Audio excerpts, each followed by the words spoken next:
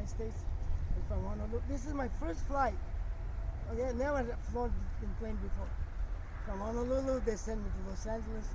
Los Angeles, I had a 10 cents or whatever, and I called people in Washington State because my flight was delayed or canceled in Los Angeles. I don't know what to do. So they found another flight for me, and eventually ended up somewhere near Pullman, Washington, where somebody picked me up and took me to the Washington State. So this is my story of going to MBA. But the nice thing about MBA was that I only had free tuition. I still have to pay room and board. And after one semester, we somehow survived one semester. And then Dean Towsley calls me in his office and he said, "We have a problem." So I said, "What is your problem?" He said, "Everybody in your program, you have the highest grade of all of them. And so they have all the scholarship." I said, "You have no problem. You just give me scholarship. I don't want you to take away from that guy's scholarship, but at least give it to me." He said, "That's why he called me." So I got scholarship.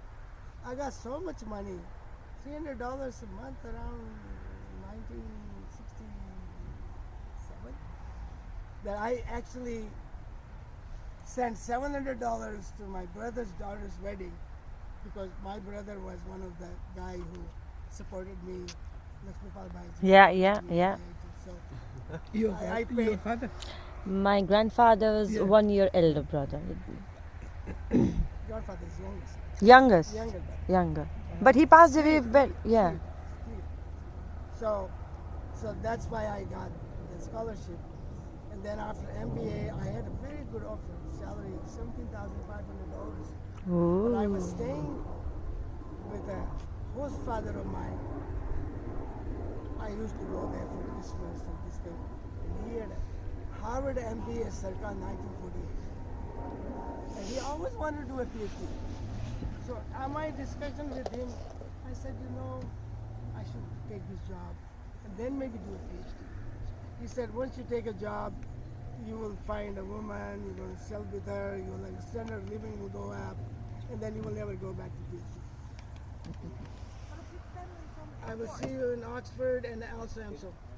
Yeah, thanks for coming, Teja. And remember, we are having every year here. Bye, So, Suresh. Bye.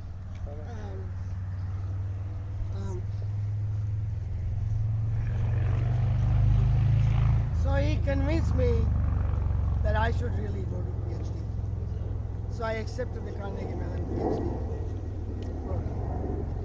Otherwise, I would be some kind of businessman somewhere, earning some bunch of money, but life would not be as good as now. Because in the end, the passion is important. If you don't have a passion, what is the money for, right? It's good to have money. My nephew's son is now a billionaire. He's $7 billion. He's a Silicon Valley guy. Also, I brought him to the U.S. There's another story there, but he's now $7 billion. By the way, they are all coming to my birthday in September. So I went to Carnegie Mellon. There I also, I was in the administrative management science program. But again, I took those courses at MBA. So I didn't have to take those courses. So a year later, professor asked me, which qualifier you want to take? That one or this one? OM or OR? I said OM courses were 3 years ago, OR courses, but now I take OR. So I took OR. And in 71, I graduated. And I told my PhD guy, coordinator, that I'm going to spend postdoc with George Stanford, because I finished in the middle of the year. He said, well, if you go there, then we will not continue your scholarship. I said, in that case, I'm going to sit on my thesis. We will not see it until I come back. He said, you got me.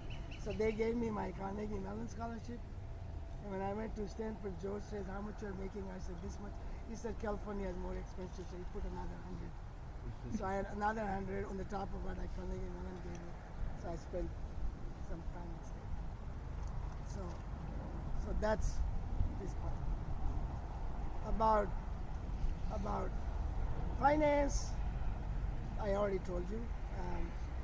78, I went to teach, and I took a course in stochastic differential equations by a math professor named myself.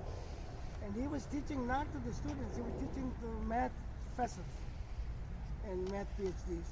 And I also went and sat there. John Lasky was a student there. Stephen Shree was a student in this class. All these are my co-authors now. So I learned stochastic differential equations, and then I went to Toronto.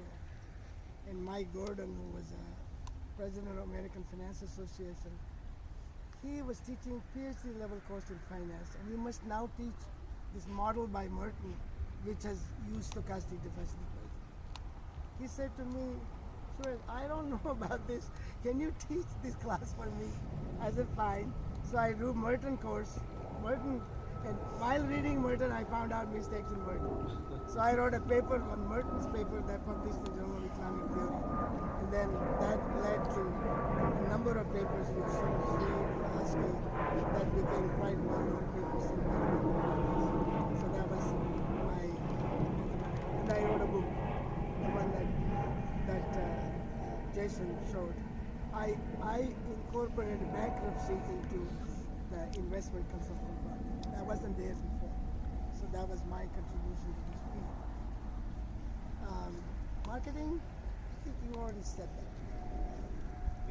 I had looked at the Wolf model, and I solved that problem. That was part of my thesis. Some other part of the story I don't have to say right now, given the time. So in 1980s or so, I knew all the stochastic stuff, and I thought, why not stochastic in marketing? And marketing had no dynamic stochastic paper yet. So I tried to extend the Vidal-Wolf model to stochastic problem, and it would not go. It would not be tractable. So I tweaked the Vidal-Wolf model to make it tractable, and I was able to succeed, and that's why the 1983 Sethi model appears, because of that. I had no particular idea about how applicable that model was at the time. My idea was to have at least one stochastic dynamic model in marketing, and that was my goal. But it goal succeeded beyond my imagination, so that's how I went to marketing. Economics, I did economic growth models, and there was a conference in differential games in Kingston, Rhode Island.